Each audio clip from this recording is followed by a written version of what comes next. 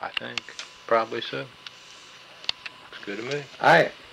We put this Bailey Bridge I was telling you about. What bridge? Bailey Bridge. Bailey Bridge. This is one of these iron bridges that you construct and you roll it out across. Like a chain almost. And you build another section and you put it out. You have to keep it balanced on this side, keep it heavy enough over here so that you can run it right across your span. We put it across here at Leary. At where?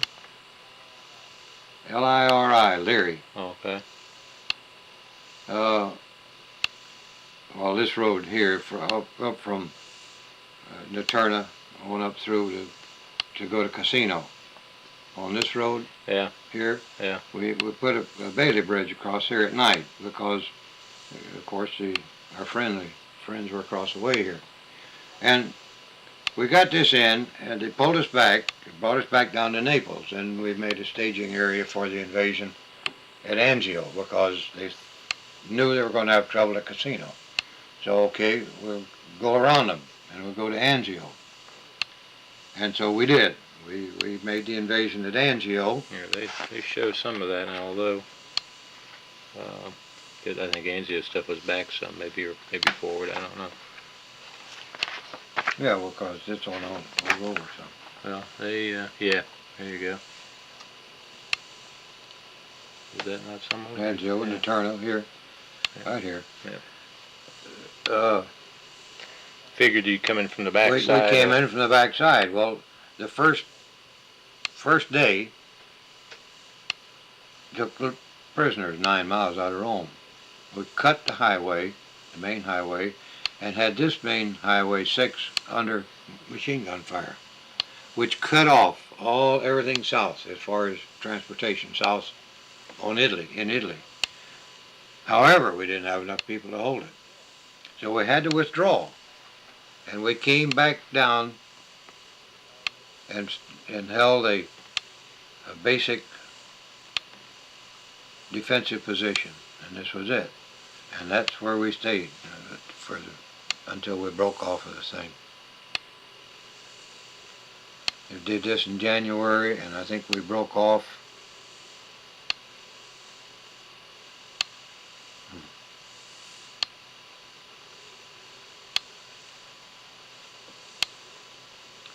I don't remember when we broke off.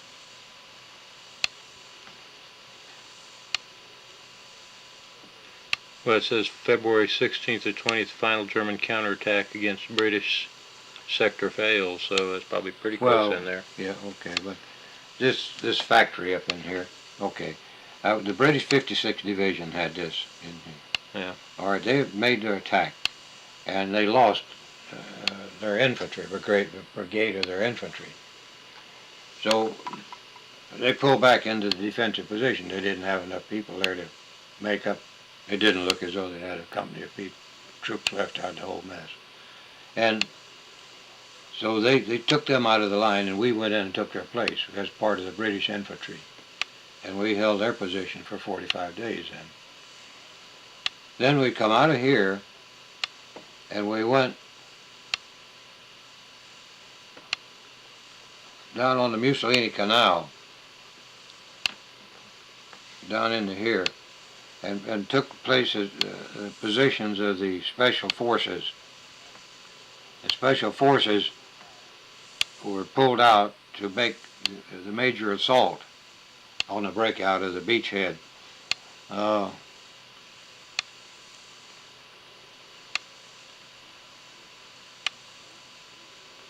We drove south.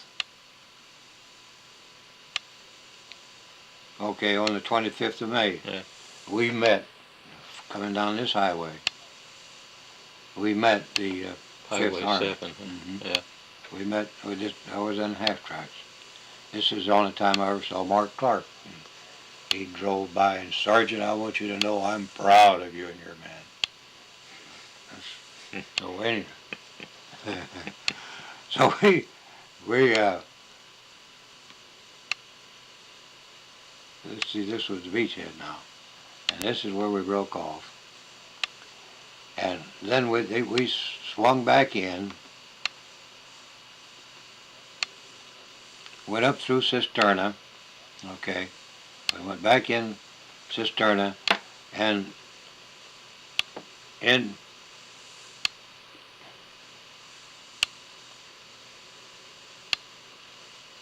through Velletri.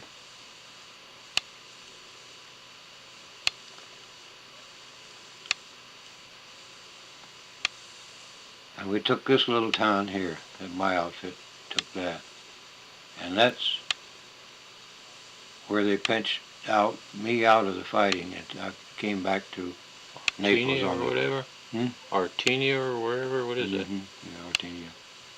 They pinched you out? Artenia, yeah. Well, they pinched our outfit out. I see. This is where we got on the big drunk. Yeah. The whole outfit got drunk Mhm. on the wine.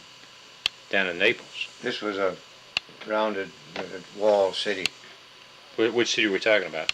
Yeah. Oh, you're talking about that Artenia or whatever? Yeah. Oh, I It see. was a whole walled city, and we were supposed to take it. Yeah. And we went in expecting to go house to house. This is where we were laying alongside the ditches before we took the town. And over in the field, probably as far as near the next street over, there's a couple of GIs and a Jeep that's dead over here, and they're smuggling it. They tried to take this, and so it falls to us to take it. As we're laying in the ditches before we get up to go into the town, a Jeep comes running up the road, and it's two MPs, and they went right by us. They looked as they went by, and they went up, and they put off limit sign up on a tree. They nailed it on a tree up here on right before you the gate to the city. It's a walled city, and they got big archway doors to get into it. And there's a tree outside of that, and they nailed an off-limit sign up there, and they looked back at us, and they got back in their Jeep, and they swung around and come back down and says, who are you? And we said, we're supposed to take that town there, but since you've already put it off limits, why, we'll let you go on in and see if it's all right.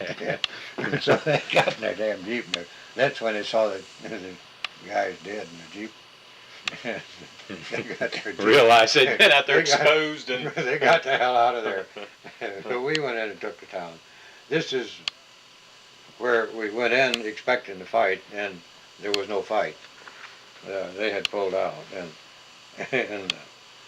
before we found the big hogsheads of wine, and shot the Tommy guns in, and racked out the canteen cups, and wine running down in the basement, almost knee deep. What's the most northern point in Italy that you got? That was it. What? I can't find these towns you're talking about at all. Is it above Rome or below? No, south of Rome. You never got do you see above Velletri? Do you see Velletri? No, I don't. No, see I didn't any. get to Rome. Okay, I see Velletri. Okay. Rome, some of your Velletri, group did. if you go directly east of Velletri, you'll see a little town of Artenia. That's as far as I got. that's where you get It's into not on this the map. I don't centuries-old wine cellar where Yeah. they've probably been It- collecting wine for think. centuries. It isn't here. People. Well, no, it wasn't centuries. It was good stuff, though. Well, do you want to go over there and see if they still have some? Everybody have it, right there in that same building. Mhm. But we came back to Velletri, and this was a crossroads here. And I stayed in a ditch with a machine gun at night, all night. But there was water in the ditch, you know, and you stayed wet all night. And I couldn't get up in the morning. This was after. Inflamed muscle. This was after this. Yeah. And we were swinging back, and we were going on into Rome. Yeah. And I couldn't get up. And I ended up going back to Naples to the hospital. You did? Yeah. Or yeah. And then I got out of the hospital in Naples, went back to the Repo Depot, the replacement depot, which is out at the racetrack, and a big racetrack there, and they use that as a tent city, replacements coming in from the States and people coming back from the hospitals and going back to their units. And my unit then was in Naples, or outside of Naples, getting ready, staging for the invasion of France. And so I got out of the hospital just in time to get back to the outfit to make the invasion of France. Well, weren't you lucky? Yeah, I You was. wouldn't wanted to miss the invasion of France, would you? Well, you missed No. Rome. Didn't some of your group went to Rome or not? Oh your yeah, group? they went right on up the You line. missed Yeah. that, didn't you? They got up as far as Florence, and then they pulled back out of there. And this is how far they got. I missed all of that. They just didn't get that real far north in Italy at all. Nobody. No, well, they pulled us all back to make invasion of France. France. We probably could even save some of that for tomorrow night, huh? And in my foxhole was on a little bit of a knoll. It was a strong point, we called it. We had a 50 caliber with a ground mount and a 30 caliber with a ground mount. We had riflemen around it. And we had barbed wire all the way around it. We went into that position. This was while we were the British. This is when they'd jump out of their tank at 4 o'clock in the afternoon and Yeah. I say there you are, have a spot of tea. And, That's why we but- still do. Yeah. yeah, but Never broke the habit. So you had that barbed wire and all that. we had all that. Okay, we started out when we went into those positions and dug in. There was not an artillery hole in there. When we pulled out of there, 45 days later, there were at least 100 artillery shells that detonated inside of our barbed wire and hadn't hit a hole. It was a fluke that would never happen again. We had one hit. I had the corporal.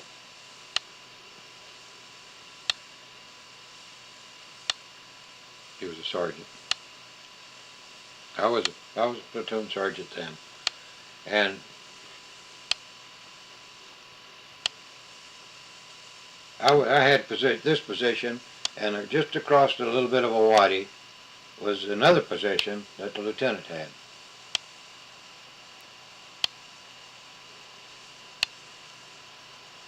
And that was what it was. This was our platoon. He had a portion of it, and I had a portion of it. I had a strong point, and he had a defensive position. And right in back of us, down in a creek, dug into the banks of it, was mortars, 81 millimeter mortars. And they were fired, they'd fire those mortars, and of course you'd get counter battery fire from them trying to knock them out. Well, they were down in this pit. Odds of hitting them And are the odds of hitting slim, them yeah. were very between slim and none. But short rounds, or they'd see us up there on top of the hill, and they really picked on us. But in our position, now the lieutenant's position over here, he didn't get a shell in his.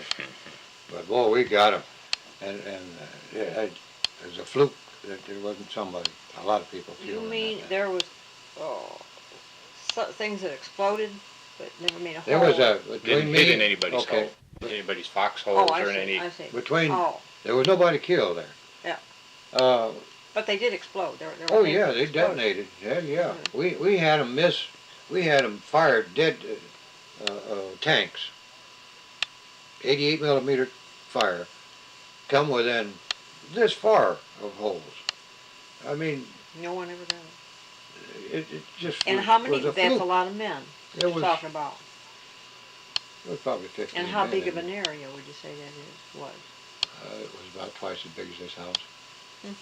A lot of men in together that should It have was really close, been but done it was away. a strong point. They really should have been done away with It that was whole a mess strong of men, shouldn't they?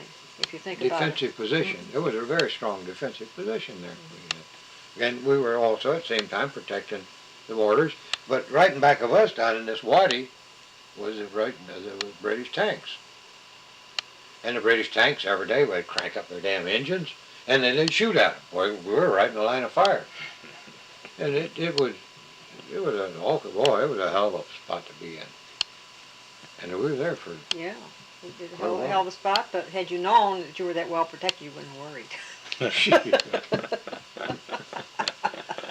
There's no way to get by with something like that without worrying. That was the damnedest place I was Well, you ever had in. so many things like that happen to you, where people were standing right beside you that were done away with. Well, this was in Angio. Yeah.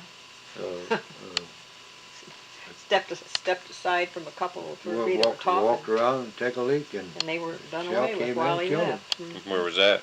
that was on Angio Beachhead.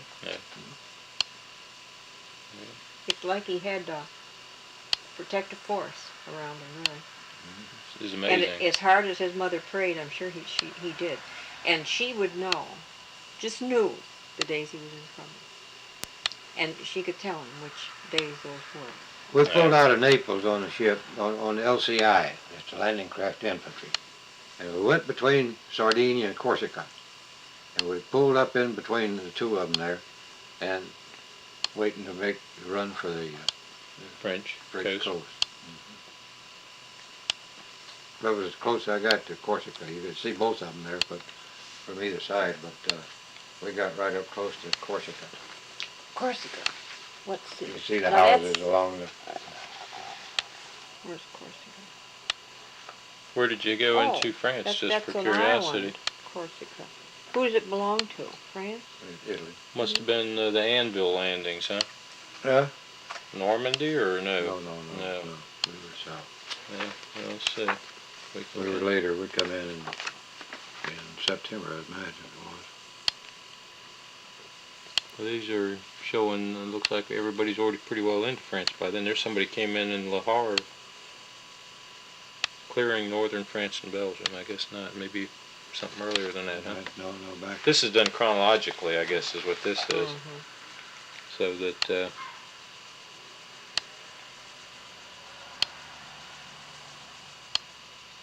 This thing is flipping on and off. Does that mean anything?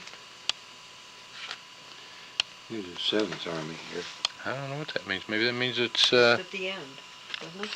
Didn't you say Uh-uh. it was almost through? no, I pulled that Oh. tape out. Huh. It's not blinking now. No. Maybe it's just something. Maybe battery's getting low or something. I don't know. What kind of batteries do you take? Double A. I even brought Oh. double A batteries because I didn't know. That way to have some. See, here we go here.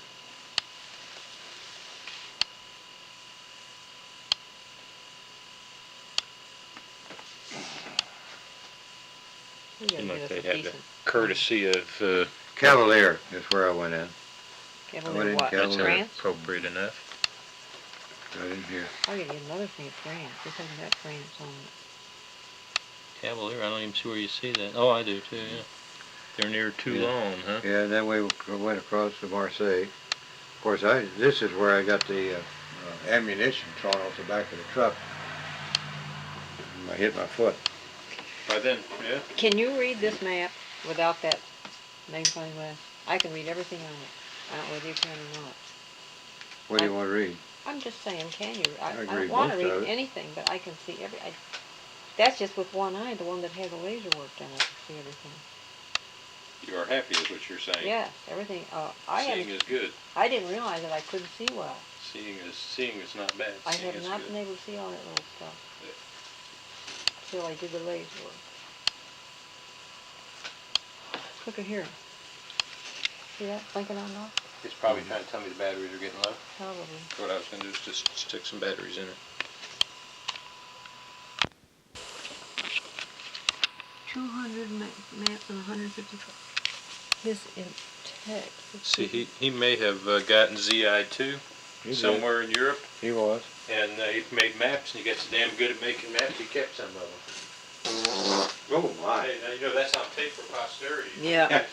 Just in case you're curious about. There's only one person that could beat that. It'd be either Steve or Cindy. I want that on tape too. Yeah. It's important that we keep these things. No question in my mind. With that, Sergeant Goodenough was in the last outfit I was in. What do you have as address? I have no idea. Bar up there on the front of that Jeep. Yeah. It's bolted on the front of it. And on the top was a little bit of a hook. That was because the Germans would take piano wire and run across the road at about level with your head. And you come barrel ass down through there, Yeah. you take your head off. And some suckers had that happen before they found it out. huh? Some of us, yeah, they had to go back and tell their friends to put something up That front, isn't huh? funny. That'd be horrible. Yeah. That's what they did. That's why they did that. I should have brought, I've got a book that you saw, I know you glanced at it, was just this photographic, just pictures from World War II. I should have brought that. What damn thing's blinking again? Hmm. I don't know what that means. You? No. Hello? It Hi, how are you? is making a noise too, isn't it? sometimes. Yeah, it clicks. Well, I think it's always done that.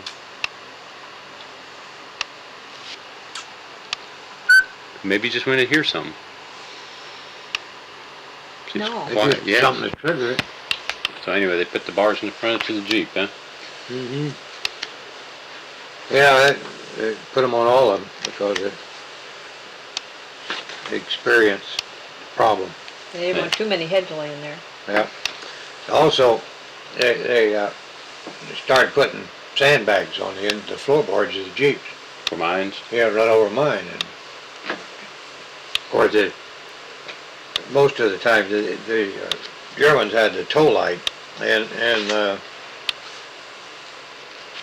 most of the time they kill you anyway. But if you're in a heavy enough loaded vehicle, you might survive it.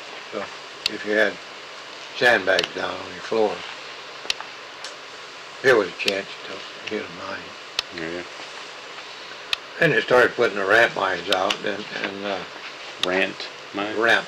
Oh, ramp mine. What was the They one call before? them a Tow ramp. mine? Don't you call that? Tow light. Tow light. Was the type of explosive. Oh, I see. But see that they made a mistake in their minds. A little bit of a mistake. It wasn't much of one. They put too much explosive in them, and they put them too close together, so that you could detonate a mine here and they'd explode Yeah, set them around. Yeah. Wouldn't they get the whole field, but they'd get several mines. So how we did, we got to use detonating cord. We tie a spool of detonating cord to a rifle grenade, and we'd put the rifle grenade over the grenade launcher on the end of the M1 rifle, 03 Springfield, and fire it with the pin in, safety in it. The rifle grenade, of course, would go out 200-300 yards. You'd fire it at a high angle, so it'd go over. The detonating cord would pull off the reel. Well, you would have the end of it tied so that it'd pull that down when it reached the end of your detonating cord. Yeah.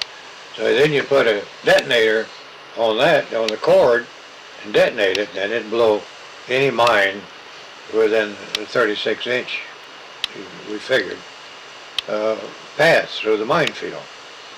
It also cut the barbed wire, anything else that it was in there, but it was pretty powerful explosive cord.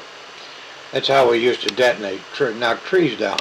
You start blocking roads or whatever. If you were in a defensive position or you started to withdraw, pull back, you wanted to create havoc for the people coming in back of you, so you'd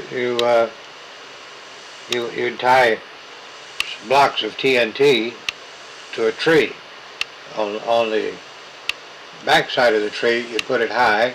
On the front side of the tree, toward the road, you put it low. And you'd tie them together with detonating cord. And you'd use only one detonator.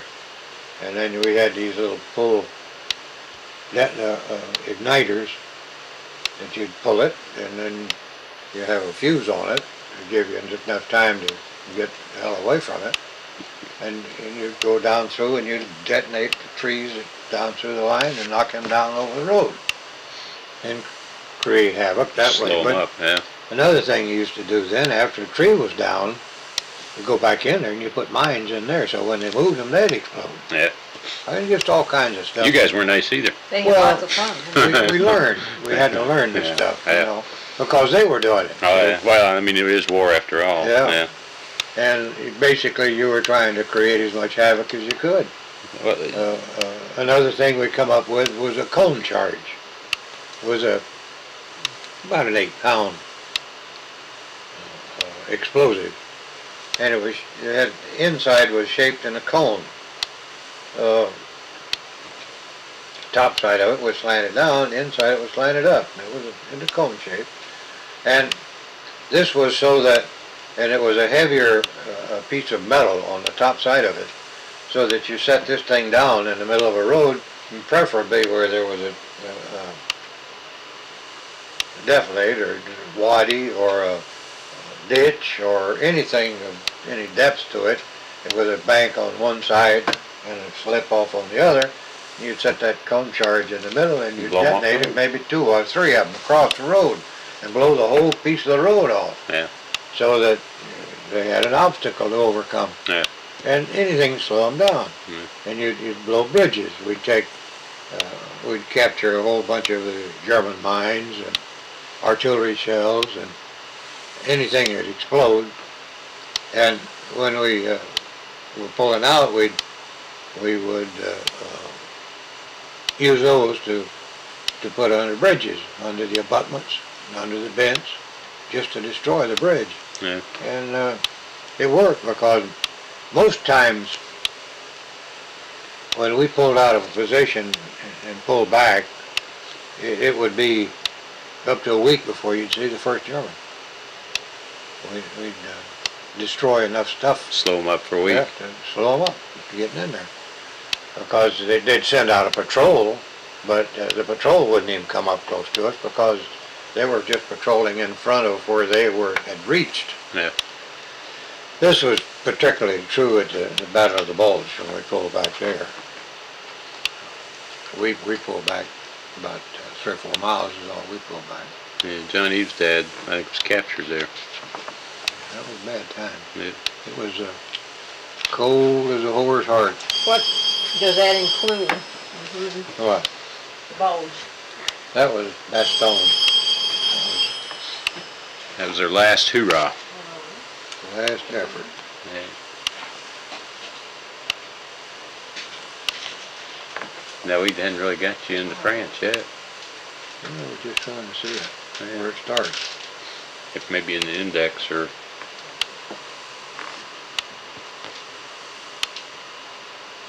It's further on in, isn't it? This is the invasion of the beach on the north side. Was that about the same time, or? No, we came in later.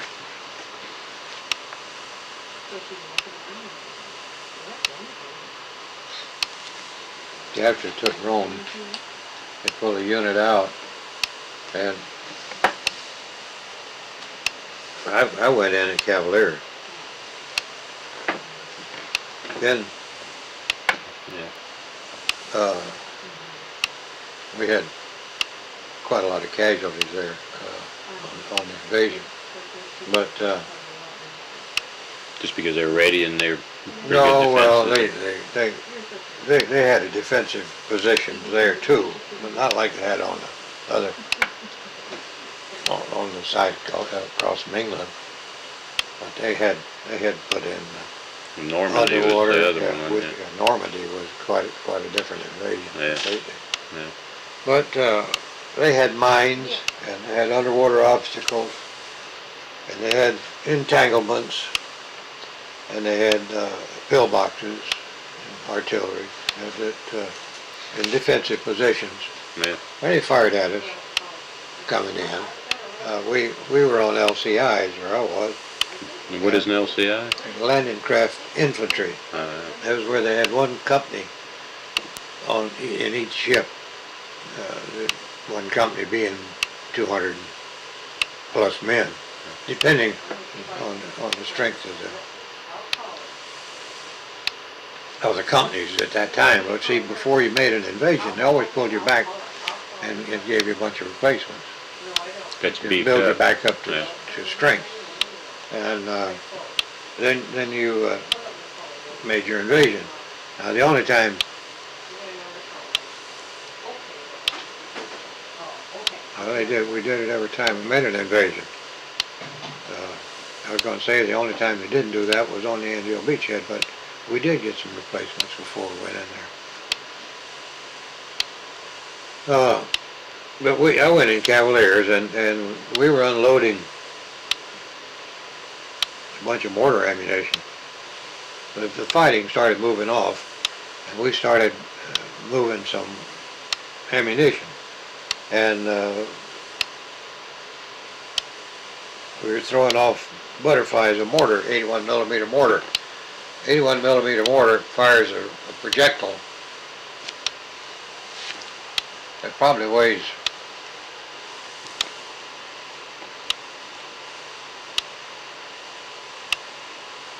20 pounds. Most of that is high explosive. Now, butterfly, there's 6 of them. There's 3 on this end, 3 on this end, in tubes. They're packed, individualized. And we were unloading them off of a truck. Well, I was, at that time, I was sergeant, but I was helping unload the truck. And we were throwing them, and you know, then they'd scoot along the bed of the truck. They use metal beds on all our trucks. And this one come off the end of the tailgate down across my foot. It flattened the thing out. My big toe had flattened it out. And so to the point that they were talking about amputating it. And of course, they told me if I had amputated it, I'd be crippled and I'd limp the rest of my life. And I told them, take the damn thing off, because that meant I'd come home. But of course, I didn't. But anyway, I got infection. I got an infection in it. And then we got up to Marseille, or up above Marseille. And we started up the Rhone Valley, and I got an infection in the foot, and so I went back to the hospital. And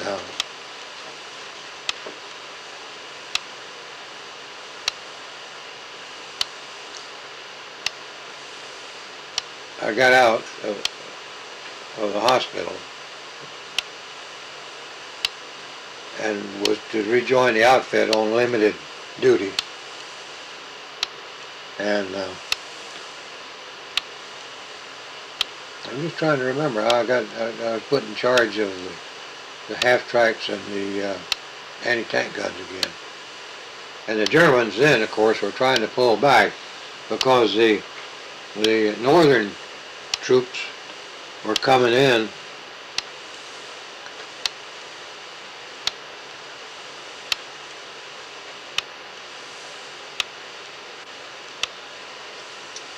they broke out, and they were sweeping down through to take Paris.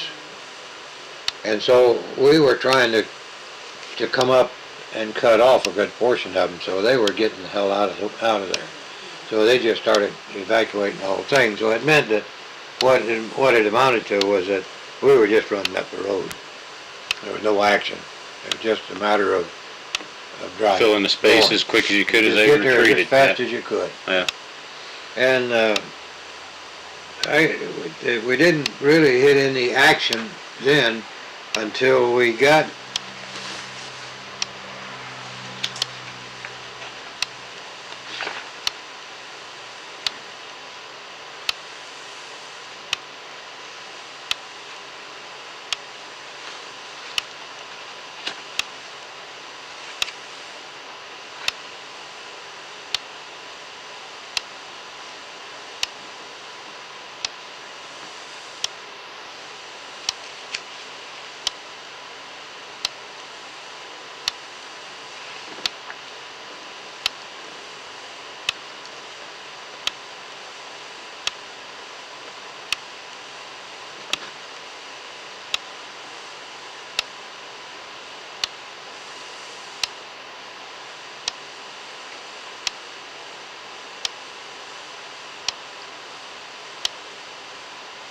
I was in the 7th Army.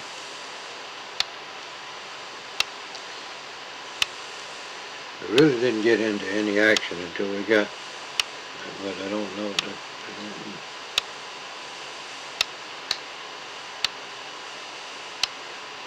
You maybe get that encyclopedia. Might have a different map that tell you better. Well, I just went into Luxembourg, and that was about where we first started getting into it, I guess. Some resistance. It was Luxembourg here. And we started running into action then, but it really didn't, wasn't that great. Wasn't that much of a determined defense. And we drove on in and to very near, well, we went right on into the Rhine. and we stagnated on the Rhine. Parts of my outfit took Strasbourg on the Rhine, and then the French wanted to take that, so they moved us out of that area of Strasbourg and moved us up into this area. But we took it, but they were the heroes, you know. And they moved us on up in here, and we started having problems. Well, Up toward like what, Mannheim or? well, I crossed the Rhine at Mannheim. Yeah. Where we crossed the Rhine. Of course, there was quite a bit of fighting before we got across the Rhine. And then you got into the Siegfried line, to break through the Siegfried line. Yeah. And that was their defensive positions.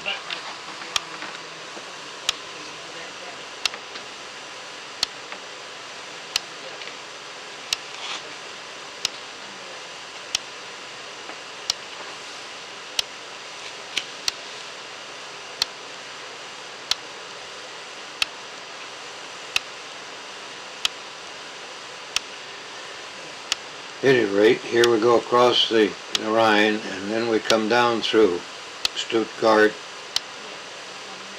Memmingen, Oberammergau, Garmisch-Partenkirchen, Innsbruck,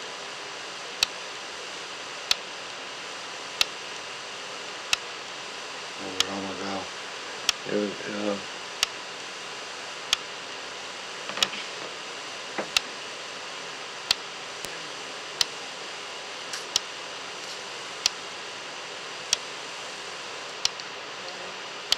See, we were all through this section, but I came down through this. I was in Garmisch-Partenkirchen, but I don't have where I ended up. But the main road to Innsbruck, Austria.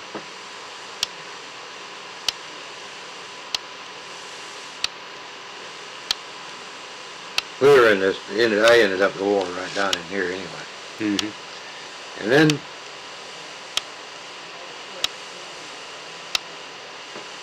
we're trying to see Dachau. Here's Dachau over here, yeah. See, this was part of the outfit too. Came through here, down to Munich. I was into Munich. So I wasn't all over this area, Yeah. down through there. Dachau was a concentration camp. Yeah. Would you get into that when they still had? People in it? Yeah. I saw some people in it. Yeah. Yeah, they were. You speak of man's inhumanity to man. That's Jeez. quite a thing. Your wildest imagination, yeah. Couldn't imagine people done like that. Right. Animals. Yeah.